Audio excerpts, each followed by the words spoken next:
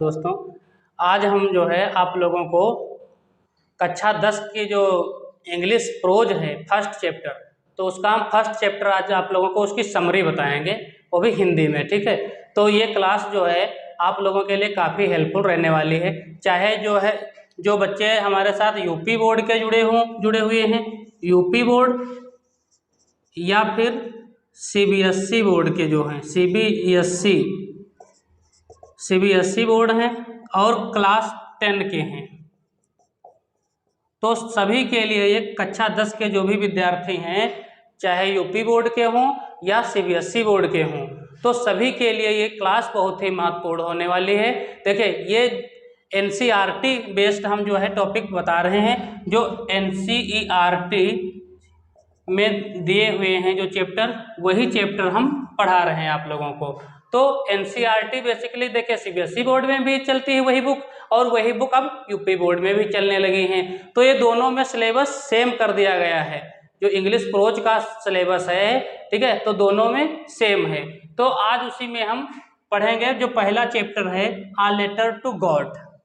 तो सबसे पहले हम बता दें आप लोगों को, पिछले बार जो यूपी बोर्ड के बच्चे हैं कक्षा 10 के, जो इसके पहले जो 2 साल परीक्षाएं हुई, तो कोविड के कारण पूरा सिलेबस नहीं पढ़ाया जाता था, तो कुछ 70% कोर्स ही पढ़ाया जाता था और 30% कोर्स सिलेबस से हटा दिया गया था। तो इस बार यूपी बोर्ड परीक्षा में जो है पूरा 100% कोर्स पढ़ना है, तो 100% कोर्स पेपर में आएगा। ठीक है, तो 100% आप लोगों को पढ़ना, इसलिए समय अब आप लोगों के पास ज़्यादा नहीं है और आप लोग अभी से अपने परीक्षा की तैयारी करना शुरू कर दें और शुरुआत से एक एक चैप्टर को उसकी हिंदी पढ़ना शुरू करें, फिर उसके क्वेश्चन आंसर लगाएं, एमसीक्यू क्वेश्चन करें। ठीक है, और अब जो है इस बार से जो है 20 क्वेश्चन बहुविकल्पी आते हैं परीक्षा में, तो बहुविकल्पी क्वेश्चन जो मल्टीपल चॉइस क्वेश्चंस हैं उनको ज़्यादा अच्छे से पढ़ें। तो यूपी बोर्ड में इस बार 20-20 क्वेश्चन प्रत्येक सब्जेक्ट में आए थे। ठीक है, तो जो यूपी बोर्ड के बच्चे हैं तो वो एमसीक्यू जरूर सॉल्व करें, तो मल्टीपल चॉइस क्वेश्चन जो है वो ज़्यादा से ज़्यादा अटेम्प्ट करने की कोशिश करें। तो सबसे पहले आज हम देखते हैं आ लेटर टू गॉड, ये चैप्टर का नाम है। तो पहला चैप्टर है, चैप्टर का नाम क्या है? आ लेटर टू गॉड, यानी कि भगवान के नाम एक पत्र। पत्र किसके नाम? भगवान के नाम। तो इसके जो राइटर हैं, आथर हैं, वो हैं जीएल फाउंटेस। कौन है? जीएल फाउंटेस इसके लेखक हैं। तो देखिए, सबसे पहले तो चैप्टर का नाम और राइटर का नाम याद करना बहुत ही जरूरी होता है। तो चैप्टर का नाम क्या है? आ लेटर टू गॉड है, और राइटर का नाम क्या है? जीएल फाउंटेस है। तो बता दें, ये फर्स्ट चैप्टर है आपका। अब इसमें जो है हम बात करते हैं करेक्टर की, तो करेक्टर की बात कर लेते हैं। करेक्टर की, तो इसमें सबसे पहला जो करेक्टर है, जो कि बहुत ही इंपॉर्टेंट करेक्टर है, वो करेक्टर है लिंचो का। ठीक, लिंचो एक हार्ड वर्किंग फार्मर होता है, एक किसान होता है, ठीक है, सिंपल मैन होता है, ठीक है, और भगवान पे बहुत ही ज़्यादा इसको विश्वास होता है, ट्रस्ट होता है। बता दें, कहानी बता दें, अब आप लोगों को समरी बताते हैं इसकी हम। तो इसका जो लिंचो का घर होता है वो टॉप ऑफ अ हिल, यानी कि पहाड़ी की चोटी पे घर बना होता है, और सिंगल घर होता है, एक लौता घर इसका होता है। किसका? वो लिंचो का घर होता है। इसके फैमिली में कौन कौन होते हैं? तो इसकी एक वाइफ होती है, लिंचो की वाइफ होती है। यदि इसकी फैमिली की बात करें लिंचो की, तो इसकी पत्नी है और इसके 2 बच्चे हैं, 2 चिल्ड्रेन हैं। ठीक, 2 बच्चों का जिक्र जो है कहानी में किया गया है। एक लिंचो की पत्नी होती है और 2 बच्चे होते हैं। ठीक, तो ये लिंचो की इतनी फैमिली होती है। तो अब बता दें, तो इसका इकलौता घर होता है कहाँ पे? पहाड़ी की चोटी पे। तो एक दिन क्या होता है, लिंचो अपना जो है खेत में काम कर रहा होता है, खेत से काम करने के बाद घर आता है। ठीक, तो अपनी पत्नी से कह रहा होता है कि यदि इस बार थोड़ा बरसात हो जाए, हल्की हल्की हो जाए, ठीक है, यानी कि खेतों को थोड़ा पानी की आवश्यकता है, बरसात की आवश्यकता है। तो उसकी पत्नी कहती है गॉड विलिंग, भगवान की इच्छा होगी है तो बरसात हो जाएगी। शाम का समय था, ठीक है, शाम का समय होता है और ये सब बैठे होते हैं, खाना खा रहे होते हैं, यानी कि शाम का भोजन कर रहे होते हैं। ठीक, उसकी जो पत्नी होती है, लिंचो की पत्नी, वो अपने बच्चों को बुलाती है और इसके जो ये लिंचो है ये भी खेत से आ जाता है। ठीक, छोटा बच्चा पड़ोस में खेल रहा होता है, बड़ा बच्चा खेत में काम कर रहा होता है, तो उसके बाद सभी आते हैं और सब शाम को बैठे हुए अपना भोजन कर रहे थे। तभी देखते हैं नॉर्थ ईस्ट में, उत्तर पश्चिम से, उत्तर जो है पूरब से, नॉर्थ ईस्ट मतलब जो है नॉर्थ ईस्ट से जो है बादल बने हुए थे। तो लिंचो को लगता है कि हल्का हल्का जो है बरसात होने लगी है, तो एक खेत की तरफ जाता है और देखता है, मतलब सुखद आनंद लेता है, बरसात का मतलब फव्वारे जो है गिर रहे होते हैं।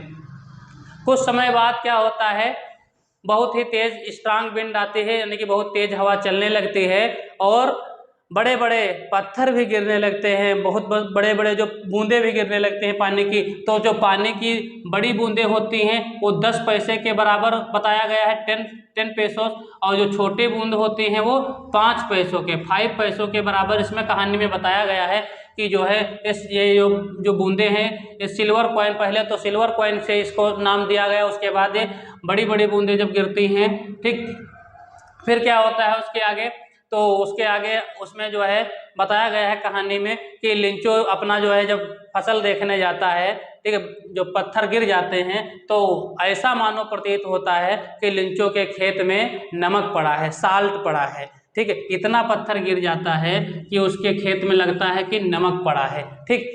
तो इस प्रकार से इसमें एक कहानी थी यहाँ तक। अब इसके आगे हम देखते हैं, तो जो तक हमने देख लिया कि मतलब लिंचो की फसल बर्बाद हो गई है, पूरी तरीके से उसकी फसल बर्बाद हो गई। अब कहानी क्या है आगे, तो आगे बताते हैं हम आप लोगों को, ठीक। तो भैया बता दें, अब आगे जब लिंचो अपने बच्चों से कह रहा होता है, खेत में, बीच खेत में खड़ा है और अपने बच्चों से कहता है कि इस साल अब हम लोगों को भूखे ही रहना पड़ेगा और अब हमारी कोई मदद नहीं करेगा।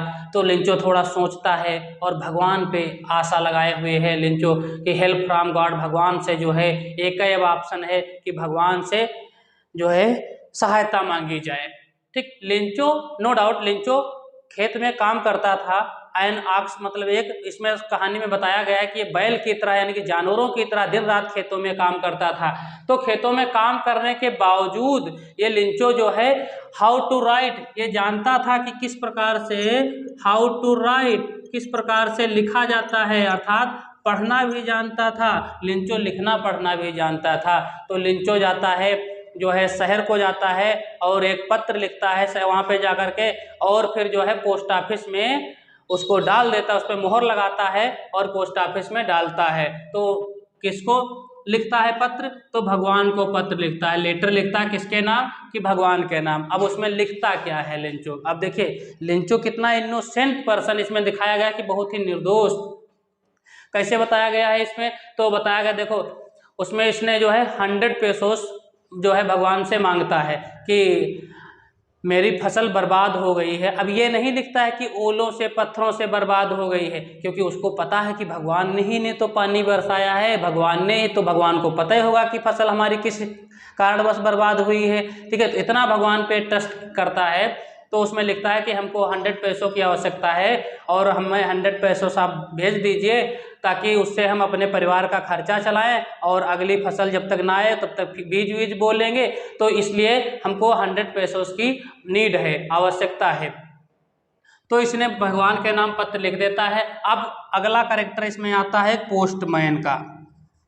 तो पोस्टमैन जो होता है, जो डाकिया होता है, वो इसका पत्र को देखता है लिंचो के कि इतने दिन मैंने जो है नौकरी करते हुए हमें हो गया और कभी भी भगवान के नाम का हमने तो कभी एड्रेस नहीं पढ़ा, कभी नहीं देखा। तो इस प्रकार वो हंसता है, बहुत ही हंसता है, और फिर जो है पत्र हंसते हंसते ले जाकर के किसको देता है, पोस्ट मास्टर को, अपना जो सीनियर अधिकारी है उसको दिखाता है। तो पोस्ट मास्टर जो है वो भी हंसने लगता है, वो भी हंसता है। अब ये पोस्ट मास्टर थोड़ा फैट एमिएबल पर्सन है, फैट एमिएबल यानी कि थोड़ा मोटा है और थोड़ा फ्रेंडली है, ठीक है। अब ये जो पोस्ट मास्टर है ये सेंसिटिव पर्सन है, कैसा है, सेंसिटिव पर्सन है। ये सॉफ्ट हार्टनेस भी है। ये सब पोस्ट मास्टर का जब कैरेक्टर लिखेंगे तो सब ये हेडिंग उसमें आप डाल सकते हैं, सॉफ्ट हार्टनेस, ये सब पोस्ट मास्टर की क्वालिटी है, सॉफ्ट हार्टनेस भी है, ठीक है। अब भैया तो ये पोस्ट मास्टर जो है पत्र को पढ़ता है और हंसता है, उसके बाद पत्र को अपने मेज पे रख लेता है और सोचता है, थोड़ा ठंडे दिमाग से सोचता है कि यार इस बंदे को भगवान पे कितना ट्रस्ट होगा, इसलिए तो इसने पत्र लिखा भगवान को। तो उसने जो है रिप्लाई करने के लिए, जो है पत्र का रिप्लाई करने के लिए सोचता है, रिप्लाई करने के लिए सोचता है। कौन?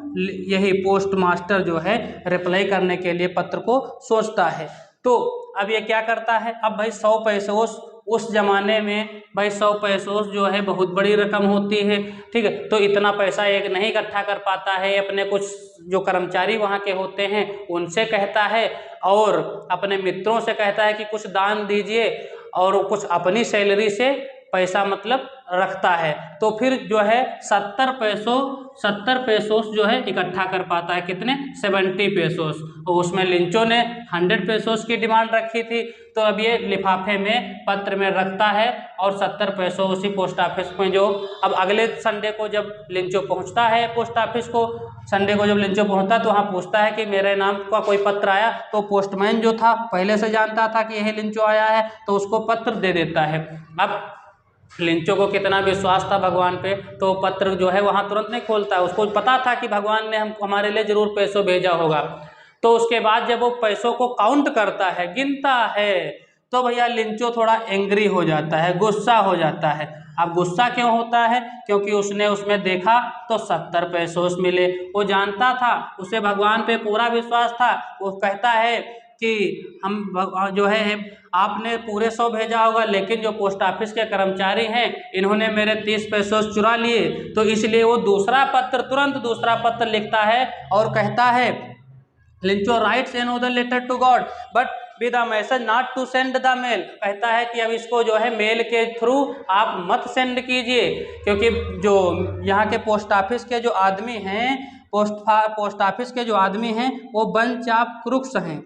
ये उसमें वर्ड आया है बंच ऑफ क्रूक्स। तो बंच ऑफ क्रूक्स का मतलब होता है बेईमान। इसके मुहावरा इडियम यूज हुआ है किताब में, जो है आप लोग किताब जब पढ़िएगा तो उसमें देखिएगा, लिखा मिलेगा आपको। तो कहता है कि इन लोगों ने मेरे 30 पैसों चुरा लिए हैं। इस बार जब आप जो है पैसे भेजिए तो सीधे मेरे आप घर पे भेजिएगा और पोस्ट ऑफिस के थ्रू मत भेजिए। तो भैया अब देखो, पोस्ट मास्टर ने इसका जो है नेकी किया, उसके साथ नेकी किया लिंचो के साथ, और उसी को भैया जो है चोर बताया गया है इस कहानी में। तो वही कहावत क्या है, नेकी कर दरिया में डाल। ठीक है, नेकी भी किया और दरिया में डाल, यानी कि मतलब नेकी करना अच्छी बात है, लेकिन जब नेकी किसी के साथ करो और फिर वो समझे ना तो गलत बात है, क्योंकि 70 पैसे उसने भेजा था, 100 पैसे उसके बस का नहीं था। ठीक है, तो इस प्रकार से इस कहानी को दर्शाया गया है। तो ये कहानी कुछ इस प्रकार से है। तो इसमें आपको क्या पढ़ना है, इसको पढ़ लीजिएगा, इसको समझ लीजिएगा, उसके बाद इसके क्वेश्चन आंसर लगा लीजिए। क्वेश्चन आंसर में लिंचो का कैरेक्टर स्केच और पोस्ट मास्टर का कैरेक्टर स्केच, इसको नोट कर लीजिए, बहुत इंपॉर्टेंट है। ठीक है, ये परीक्षा में पूछा जाता है। तो कैसी लगी हमारी क्लास है आज की? यदि आप लोगों को क्लास अच्छी लगी हो तो वीडियो को लाइक करें, कमेंट करें और चैनल को सब्सक्राइब अवश्य कर लें, ताकि इसी प्रकार के जो जितने भी चैप्टर हैं हम सभी की एक एक करके आप लोगों को हिंदी में समरी बता देंगे। तो और अपने दोस्तों को भी बता दीजिए, शेयर कर दीजिए वीडियो को, ताकि वो लोग भी जुड़े और हमारे चैनल पर आएँ। इसी प्रकार से अपना जो है सारे जो चैप्टर हैं उनकी हिंदी यहाँ से आप लोग आसानी से याद कर सकते हैं। तो आज के लिए इतना ही, तब तक आप लोग हमारे चैनल पर बने रहें। धन्यवाद।